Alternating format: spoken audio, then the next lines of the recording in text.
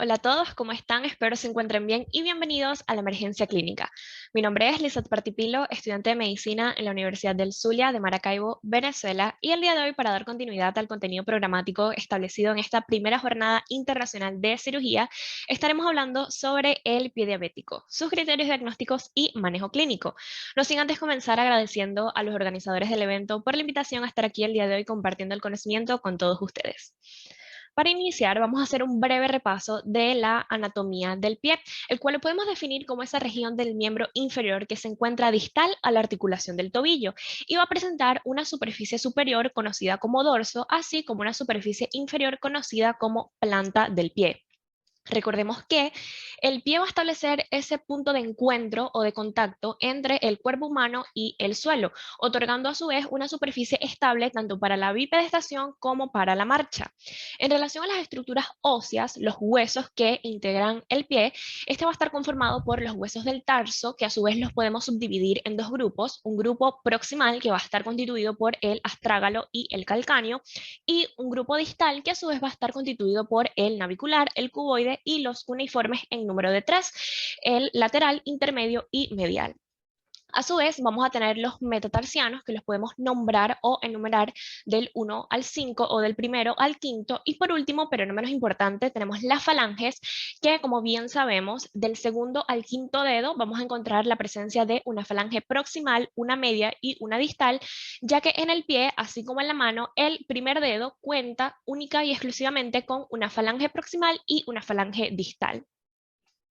En relación a los músculos intrínsecos que conforman la anatomía del pie, tenemos el que se va a encontrar en la cara dorsal, que va a ser el extensor corto de los dedos, y ahora bien, en la cara plantar sí vamos a presentar tres capas de músculos. En primer lugar, tenemos la capa superficial, que va a estar constituida por el abductor del dedo gordo, el flexor corto de los dedos y el abductor del quinto dedo. La capa media va a estar constituida por el cuadrado plantar y los lumbricales en número de 4, y la capa profunda a su vez va a estar constituida por el flexor corto del dedo gordo, el aductor del dedo gordo y el flexor corto del quinto dedo. Ahora bien, en relación a la irrigación del pie, esta va a estar determinada por ramas de las arterias tibial posterior y la arteria dorsal del pie. En relación a su drenaje venoso, este va a estar constituido por venas profundas que van a seguir el mismo recorrido de los vasos sanguíneos de tipo arterial, y las venas superficiales que se van a reunir, van a ser tributarias y van a conformar lo que nosotros conocemos como ese arco venoso dorsal. Su inervación va a estar constituida por los nervios tibial, el peroneo profundo, el superficial, el sural y el safeno. Ahora bien, ya entrando un poco en materia, vamos a hablar un poco de generalidades de la diabetes mellitus, que como bien sabemos la podemos definir como ese trastorno o ese conjunto de síndromes caracterizados por un déficit, bien sea en la secreción o en la acción de la insulina, que produce alteraciones en el metabolismo no solamente de los carbohidratos, sino también de los lípidos y de las proteínas, que van a resultar en un estado de hiperglucemia crónica que se va a reflejar en complicaciones que pueden ser tanto agudas como crónicas, bien sea a nivel vascular, neuronal, renal, entre otros. Según su presentación clínica, podemos subdividir o clasificar a la diabetes en diabetes mellitus de tipo 1, que va a ser secundaria a una destrucción antiinmune de las células betas pancreáticas, que son las responsables en sí de la síntesis y secreción de la insulina, y la diabetes mellitus de tipo 2, que va a estar asociada a alteraciones relacionadas tanto a la secreción como a la acción de la insulina, pero también a un aumento de la producción de glucosa. En relación a sus aspectos epidemiológicos, tenemos que la diabetes mellitus es el trastorno endocrinológico más frecuente, que se estima que se presenta en 1 de cada 11 personas, y aproximadamente su prevalencia mundial oscila entre el 5 al 20% de la población. Ahora bien, ¿qué relación tiene con el pie diabético en sí? Que esta figura como una complicación crónica de la diabetes mellitus y figura como la causa más frecuente de amputaciones de origen no traumático. En países donde las altas tasas de amputaciones son evidentes, uno de ellos es Costa Rica, en el cual se estima que 6 de cada 11 amputaciones son secundarias al padecimiento de pie diabético, mientras que 3 de estas son secundarias a accidentes de tránsito, es decir, a un origen traumático relacionado a colisiones vehiculares, entre otro tipo. Entonces podemos ver la alta prevalencia de las tasas de amputaciones secundarias al pie diabético. En relación a las complicaciones agudas de la diabetes mellitus, tenemos el estado de cetoacidosis diabética y también el estado de coma hiperosmolar, pero hoy nos interesa estudiar las complicaciones crónicas, dentro de las cuales podemos encontrar enfermedades oculares de tipo retinopatía, cataratas, glaucoma, edema macular, enfermedades cardiovasculares o cardiopatías asociadas, tales como un infarto agudo del miocardio, una enfermedad cerebrovascular y la enfermedad vascular periférica, que va a ser una de las aristas importantes para la fisiopatología del pie diabético. Tenemos también neuropatías que pueden ser tanto sensitivas como motriz, que también va a ser una arista fundamental para la fisiopatología del pie diabético, o de tipo vegetativa. Y por último, pero no menos importante, tenemos ese estado de enfermedad renal asociado a un grado de insuficiencia renal en los pacientes diabéticos. En relación a la presentación de la neuropatía diabética, una de las más frecuentes es el tipo de polineuropatía simétrica distal, la cual se va a manifestar clínicamente por un déficit sensitivo, hiperestesias, parestesias y dolor, que generalmente tiende a ser referido en situaciones de reposo y tiende a aumentar o a presentarse con una mayor prevalencia en periodos nocturnos. Un tip de emergencia es recordar que a medida que la neuropatía progresa, el dolor cede y finalmente termina por desaparecer. Sin embargo, el estado de déficit sensitivo sí se mantiene en la presentación clínica del paciente. Ya entrando en tema, el pie diabético es definido, según el Consenso Internacional de Pie Diabético, como un proceso infeccioso, una ulceración o destrucción de los tejidos profundos relacionados con alteraciones neurológicas y distintos grados de enfermedad vascular periférica, que, como bien vimos, es una complicación crónica de la diabetes mellitus. Ahora bien,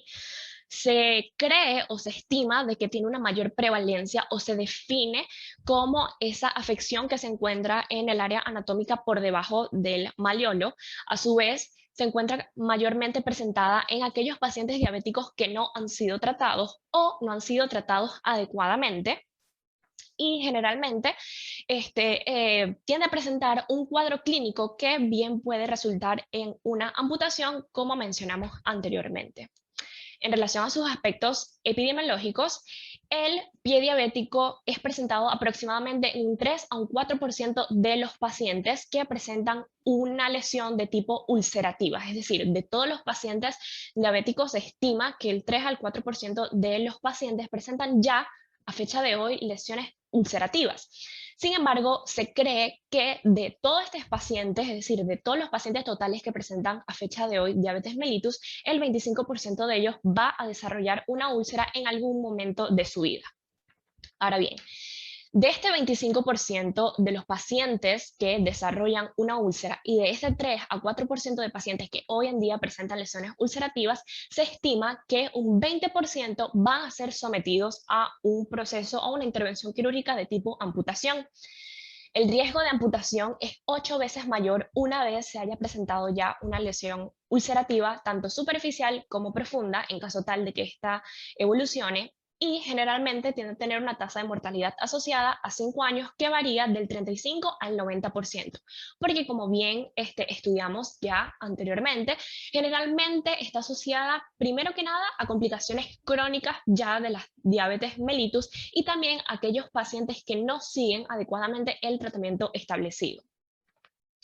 En relación a los factores de riesgo del pie diabético, tenemos aquellos relacionados que van a ser dependientes de la situación clínica del paciente, siendo estos la edad, ya que se presenta con mayor frecuencia en pacientes mayores de 45 años, o en aquellos que presenten un cuadro clínico de más de 10 años de evolución.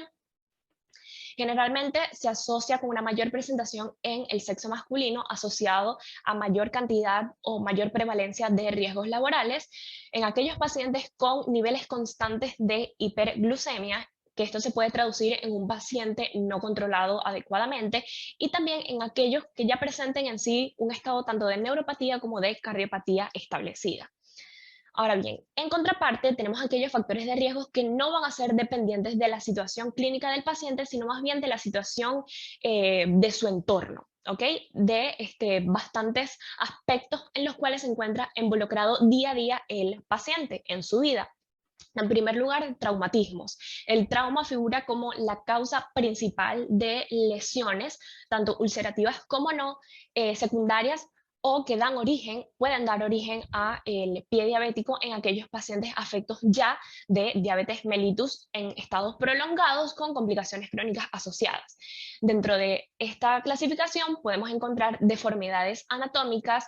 o traumatismos secundarios a agentes térmicos, aquellos pacientes que normalmente se encuentren descalzos y las superficies tengan temperaturas tanto muy elevadas o muy reducidas, aquellos pacientes que sumerjan o introduzcan el pie en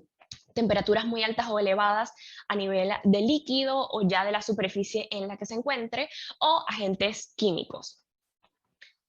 Vamos a tener también la relación de los riesgos laborales y del medio ambiente a los cuales se encuentre expuesto el paciente, tales como aquellos pacientes que son agricultores generalmente tienden a tener o presentan mayor riesgo de presentar una posible lesión que me pueda conllevar un cuadro de pie diabético secundario a los riesgos laborales a los cuales está expuesto en su día a día debido a su labor.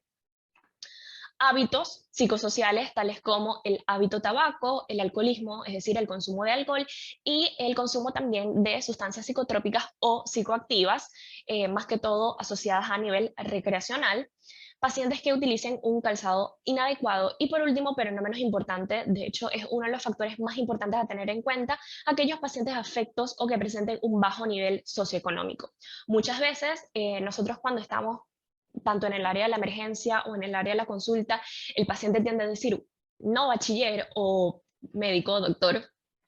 usted sí pregunta, usted quiere conocer todo de mí y de mi vida. Y no es porque uno de repente quiera ser imprudente o quiera ser intrometido, sino que son aspectos importantes a tener en cuenta a la hora de realizar la anamnesis, un buen interrogatorio inicial, así como la historia clínica. ¿Por qué? Porque se estima que aquellos pacientes afectos o que presenten un bajo nivel socioeconómico tienden a tener una mayor prevalencia de descontinuar el tratamiento indicado, o son aquellos pacientes que bien tengan reconocido una determinada apatía, si bien esto es algo que puede ocurrir con la diabetes mellitus, con la hipertensión arterial, entre otros, pero no tienden a seguir, muchas veces no tienden siquiera a iniciar el tratamiento o lo pueden iniciar, más no lo continúan y claramente eso aumenta el riesgo en sí de padecer esta entidad clínica.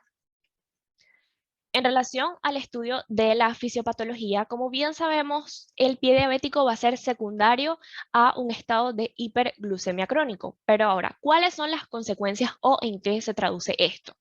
En primer lugar, tenemos el estado de neuropatía, que va a ser secundario a la acumulación de glucosa, que esto me va a conducir a formación de sorbitol, lo cual va a producir una mayor acumulación de sodio en los nodos de Ranvier y esto se va a traducir a una disminución de la velocidad y de la conducción del impulso nervioso,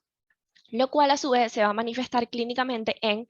pérdida de la sensibilidad, pérdida de la respuesta del dolor por parte del paciente, y si juntamos un cuadro de disfunción motora con disfunción sensitiva, tenemos entonces mayores probabilidades de presentar un traumatismo. Ahora bien, el paciente también puede presentar una neuropatía de tipo autonómica simpática, lo cual me va a reducir el proceso de sudoración, en este caso, si bien en toda la piel, pero nos estamos enfocando más en el pie, lo cual se va a traducir en pies secos, los cuales tienden a tener una mayor prevalencia para agrietarse y por ende presentar mayores lesiones, y también estas grietas presentadas en la piel de los pies del paciente tiende a ser un lugar donde se pueden acumular agentes patógenos. Por otra parte, podemos estudiar también el estado de angiopatía, que bien sabemos puede ser macro o microangiopatía, lo cual va a ser secundario a trastornos metabólicos que son resultados del aumento de los triglicéridos, que como bien sabemos nos va a inducir un estado de aterosclerosis. Entonces, ¿cómo va a repercutir esto? Vamos a ver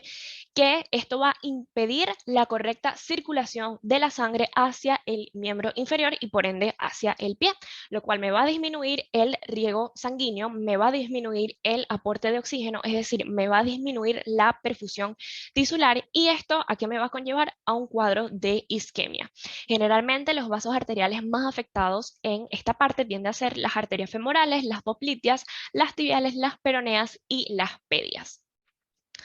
También tenemos otra lista muy importante a considerar, como lo es el daño microvascular que sobreviene a este estado de hiperglucemia crónico, el cual va a aumentar la actividad por vías metabólicas diversas de la vía de los polioles, con consecuente aumento tanto del sorbitol como de la fructosa. Y esto me va a producir una condición de estrés oxidativo a nivel tisular, pero también a nivel celular, que me va a conllevar a una disfunción y un déficit de las propiedades fisiológicas en sí del óxido nítrico. ¿Y en qué se va a traducir esto? En un estado de disfunción vascular,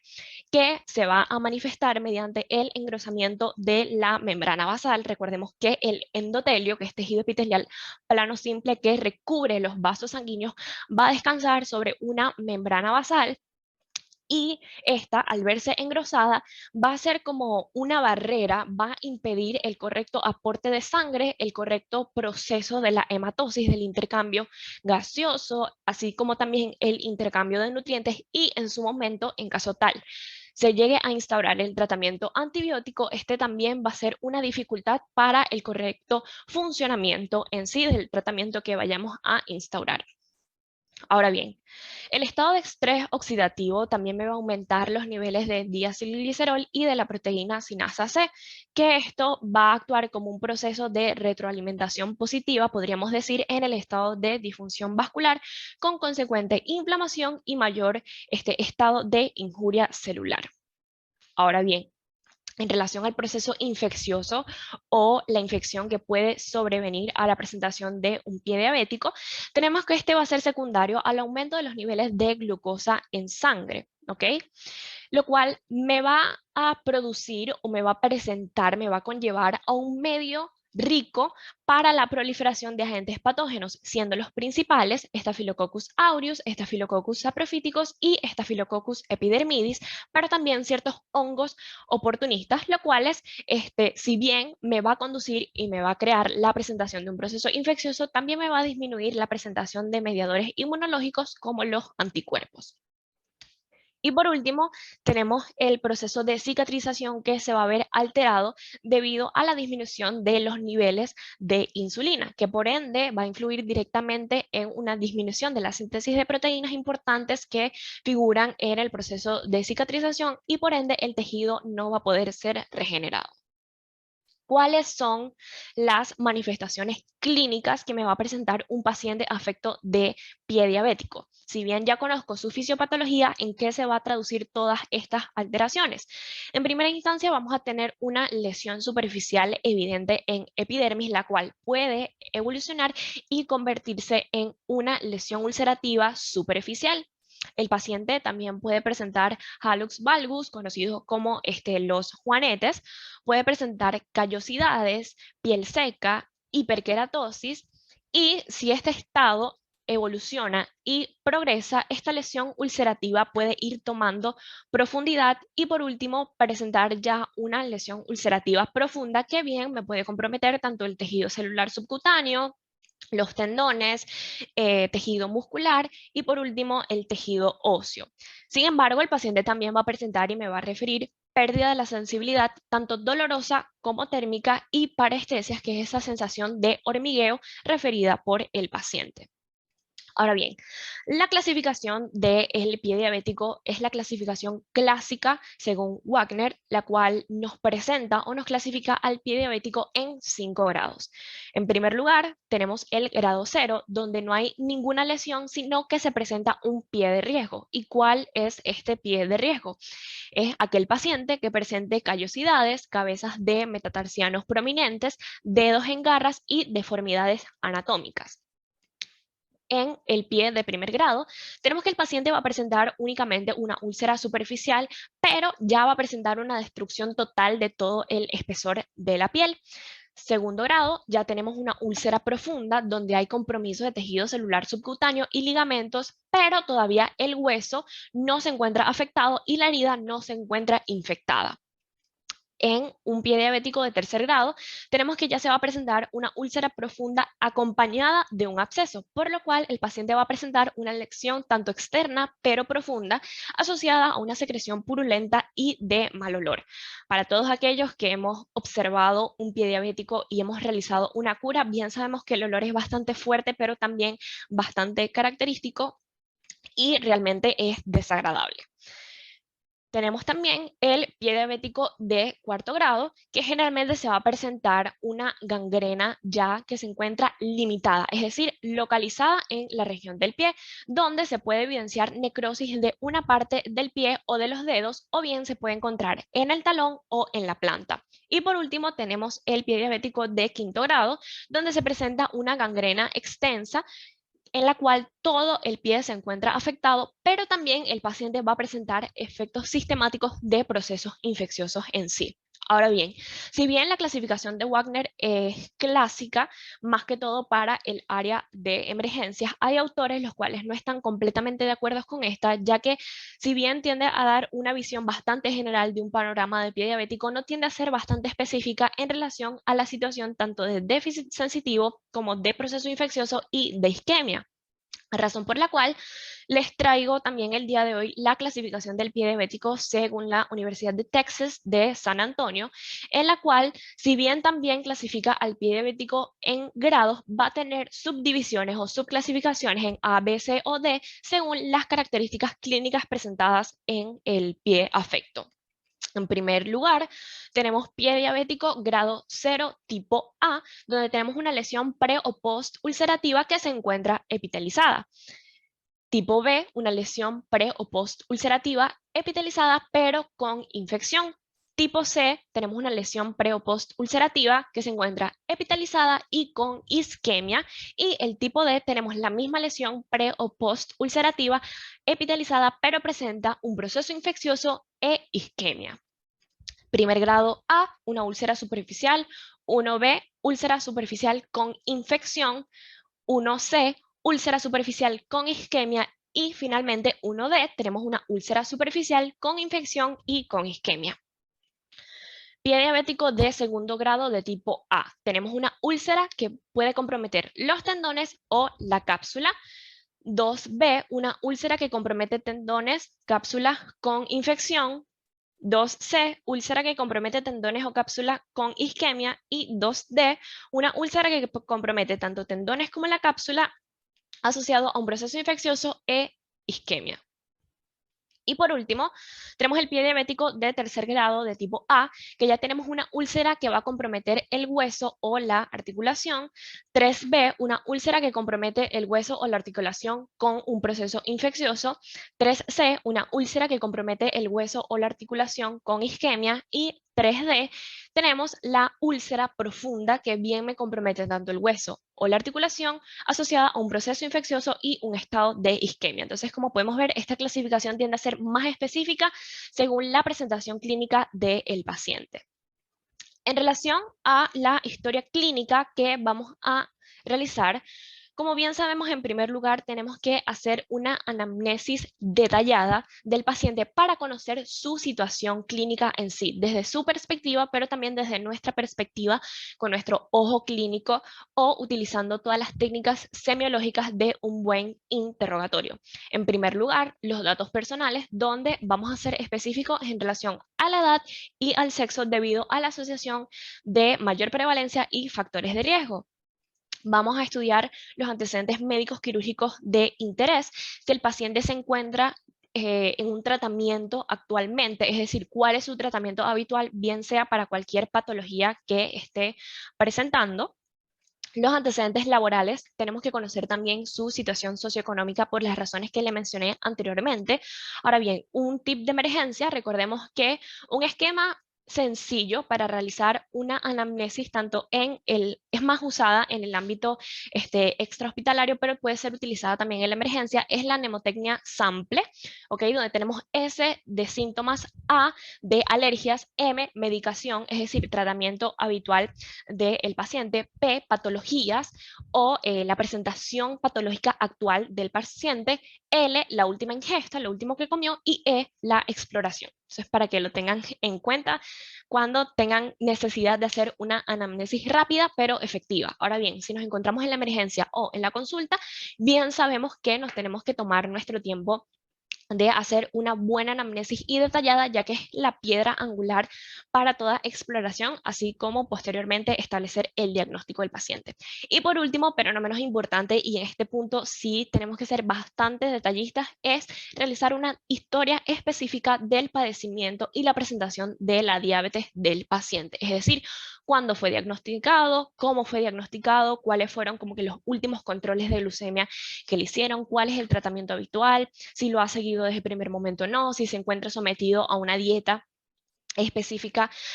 para sus requerimientos en base a su situación clínica o no. Es decir, conocer a detalle toda la situación clínica del paciente en relación a su historia por diabetes. Y luego tenemos la evaluación inicial, la cual la vamos a tomar en base a 4 categorías, siendo estas la primera, una categoría vascular, neurológico, ortopédico e infeccioso. En relación a la inicial, más a detalle, podemos ver que en la categoría vascular, qué es lo que vamos a hacer o qué es lo que vamos a buscar, qué es lo que vamos a evaluar en sí.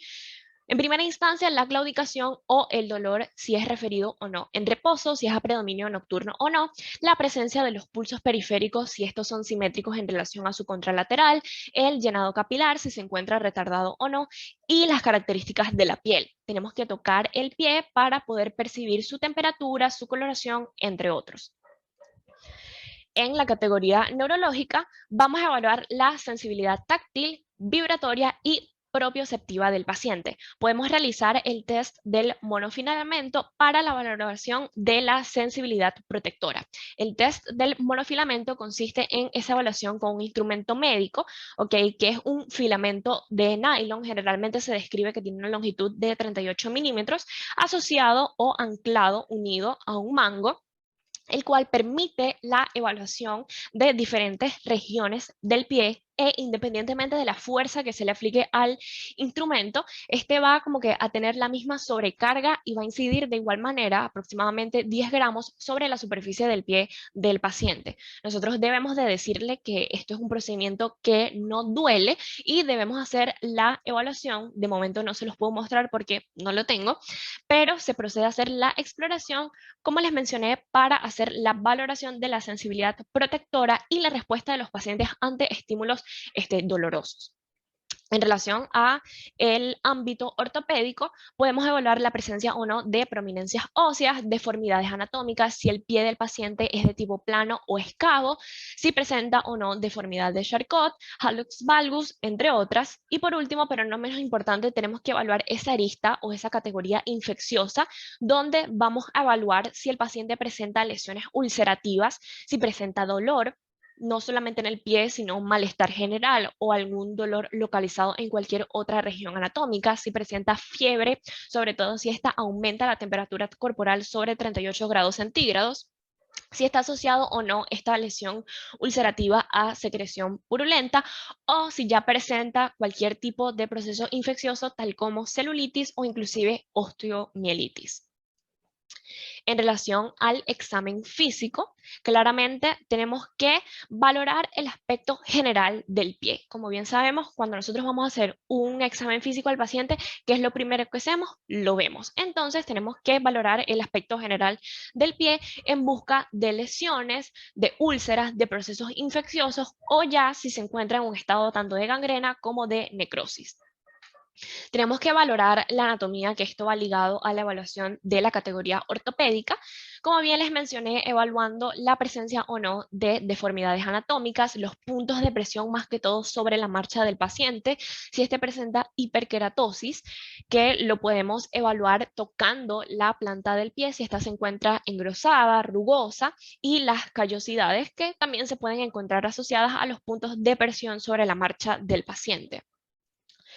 Y en otros aspectos podemos realizar la valoración de las uñas, las cuales pueden ser sugestivas del padecimiento o no de múltiples patologías, y una de estas es la presentación en sí del pie diabético. También podemos observar las cabezas prominentes de los metatarsianos, entre otros. Un tip de emergencia es recordar que el examen físico evidentemente va a revelar la existencia del déficit sensitivo, así como también la pérdida de reflejos como el reflejo aquilio y la postura anormal.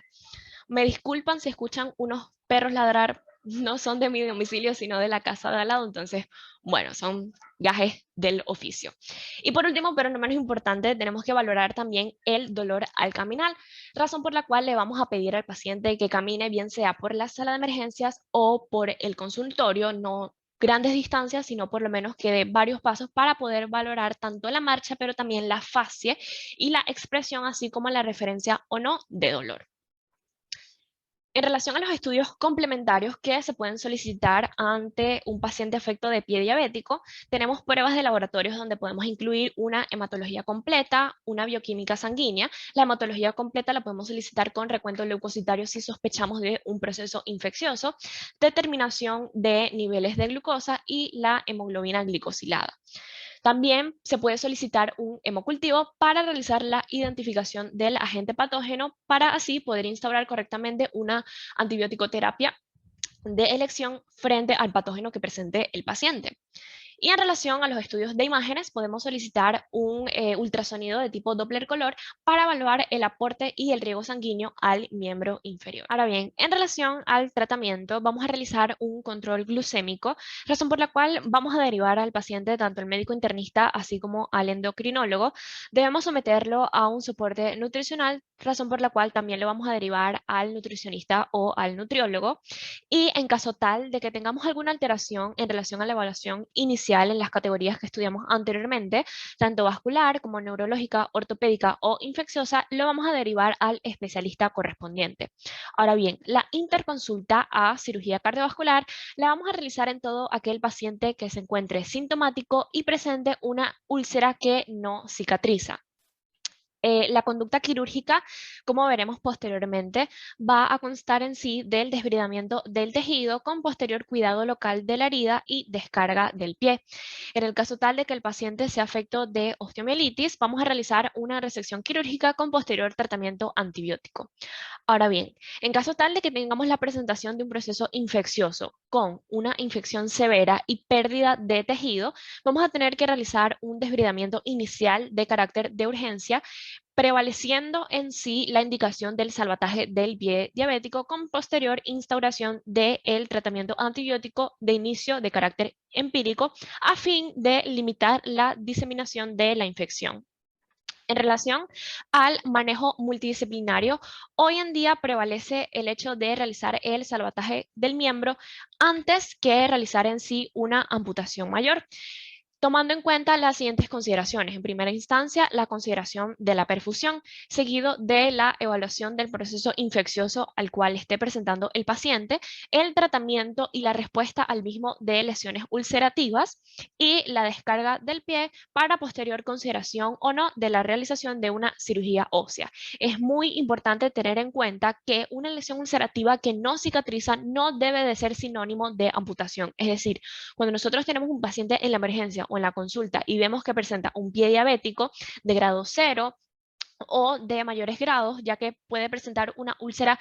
superficial o que ya se encuentre profunda, no podemos decirle de entrada de que ya su tratamiento o la única alternativa terapéutica que tiene es la amputación, ya que, como bien les mencioné, prevalece hoy en día realizar el salvataje del miembro. Y esto, o para determinar esto, deben de ser evaluadas las condiciones patológicas subyacentes del paciente.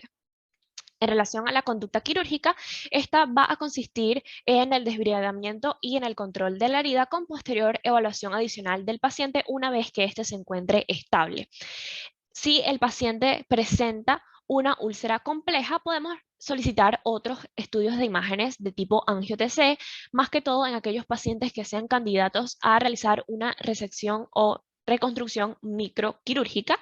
un ultrasonido de tipo Doppler, que si bien nos va a permitir confirmar el flujo vascular distal, también nos puede otorgar información para la selección de los vasos receptores que se asocian a una garantía mayor de la sobrevida del colgajo en caso tal de que éste vaya a ser utilizado.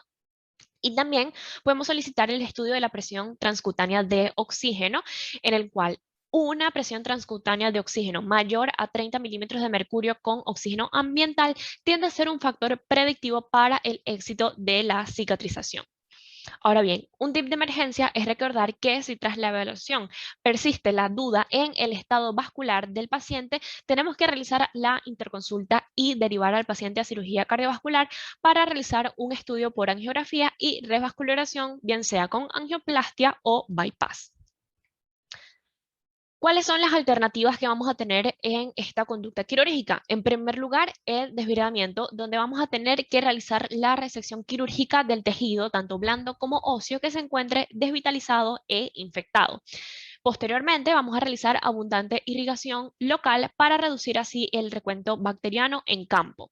Tenemos que tener en cuenta que el conocimiento de los angiosomas y su irrigación en pie y tobillo, que generalmente se describen 6 angiosomas irrigados por la arteria tibial posterior y la peronea, es importante para la planificación de la reconstrucción y el desbridamiento del tejido.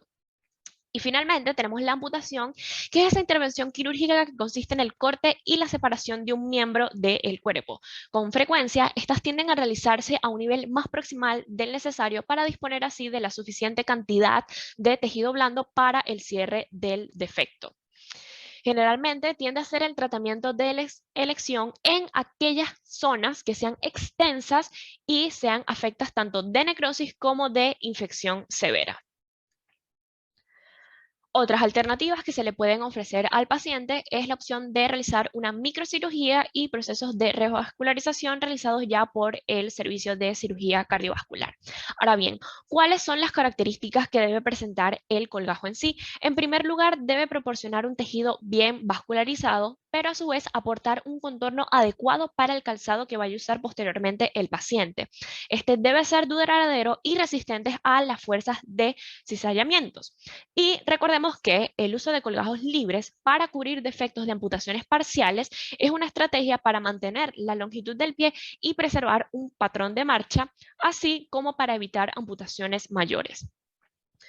Ahora bien, el algoritmo en sí de la evaluación de la condición sistémica y de la úlcera, vamos a tener el siguiente presentado a continuación. Si la lesión ulcerativa es pequeña y es superficial, vamos a realizar o vamos a someter al paciente a un tratamiento conservador para luego referirlo al programa ambulatorio multidisciplinario que bien puede estar en cualquier centro asistencial, bien sea un ambulatorio, en un hospital o en un centro privado de tipo clínica.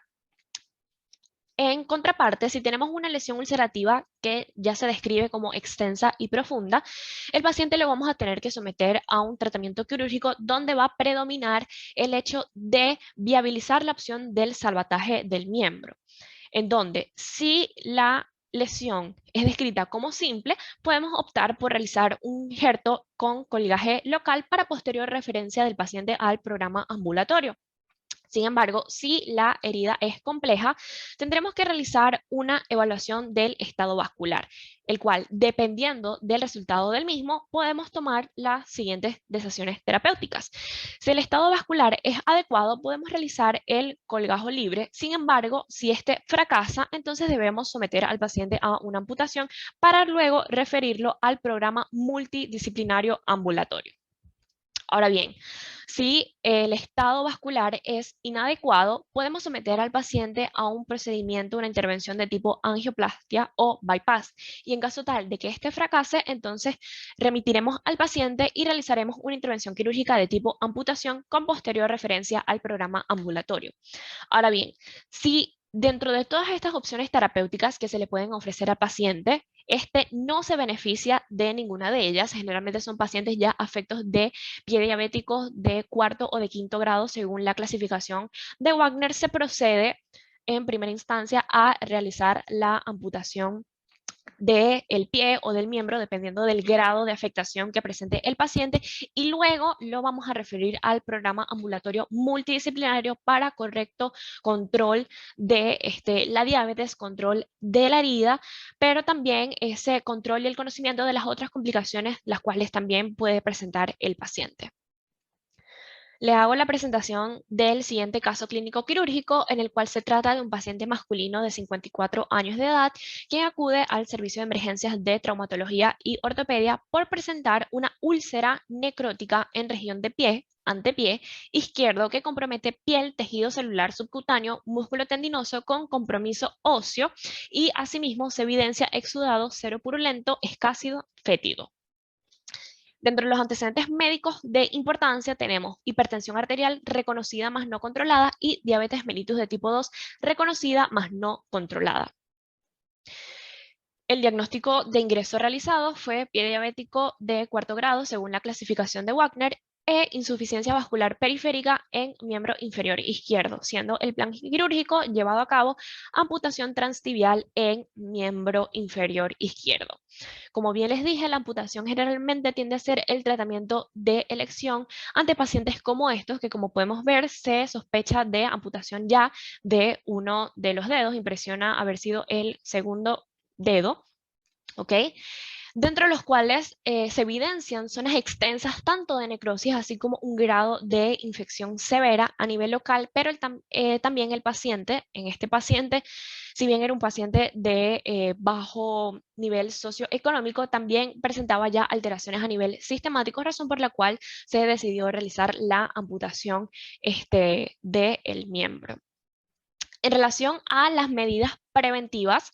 ¿cuáles son? En primer lugar, tenemos que educar al paciente, así como a su grupo familiar, sobre su enfermedad, el curso clínico de la misma y las complicaciones asociadas. Y esta es una medida que aplica para todas las patologías. Nosotros como personal del área de la salud, tanto estudiantes como profesionales, ya tenemos el deber de enseñar, de educar al paciente, de compartir el conocimiento. Es como una responsabilidad adquirida, ya que es nuestro deber, ya que con ello podemos preservar en sí el estado de salud íntegro a nivel del mismo. Seguidamente, vamos a realizar control de la glucemia regular y dieta nutricional con los requerimientos determinados y adecuados para la condición del paciente. No es que se va a someter a todos los pacientes a una dieta en común, es por ello que debemos de referirlo o derivarlo al nutricionista, al nutriólogo, el cual puede realizar una dieta nutricional en base a las necesidades y los requerimientos personalizados de cada paciente. Tenemos que decirle al paciente que evite cualquier tipo de traumatismo, porque como bien estudiamos anteriormente, el trauma tiende a ser la primera como que consecuencia o la primera causa para la posible presentación de lesiones ulcerativas, y recomendarle al paciente no caminar descalzo. Recordemos, exposiciones a agentes tanto físicos como térmicos, razón por la cual esto se debe de evitar y el paciente no debe de caminar descalzo. El paciente no debe exponerse a ambientes que comprometen tanto la piel así como la integridad de sus pies, y debe mantener una buena higiene de los pies y cuidados estéticos, es decir, las uñas deben encontrarse limpias y bien cortadas. Seguidamente, el paciente va a tener que remover las callosidades regularmente y utilizar crema para los pies que hidraten la piel de los mismos, y así evitar esos grados de resequedad que se pueden presentar en el pie diabético, como hemos estudiado.